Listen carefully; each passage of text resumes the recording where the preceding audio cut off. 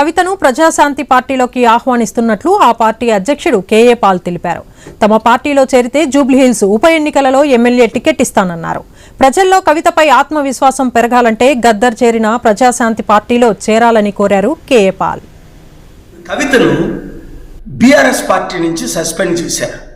తనైతే బీసీల కొరకు పోరాడతానంటారు. నిజంగా కవిత నువ్వు బీసీల కొరకు పోరాడాలి అంటే బీసీల ఏకైక పార్టీ ఇప్పుడు ఉన్నది ప్రజాశాంతి పార్టీ మాత్రమే. రా, ప్రజాశాంతి పార్టీలో చేయి కలుపు. నువ్వు బీజేపీ పంపిన బాణము కాదని రుజువు చేసుకో. బీజేపీ రామచంద్రరావు గారు ఆర్ఎస్ఎస్ బ్రాహ్మణుల పార్టీ అంటున్నారు.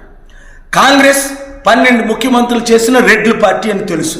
మరి ఒక దొరసాన్ని నిన్ను నమ్మాలి అంటే, ప్రజల్లో నీ మీద కాన్ఫిడెన్స్ కలగాలి అంటే నువ్వు గద్దరన్న చేరిన పార్టీ అయిన ప్రజాశాంతి పార్టీలో చేరు.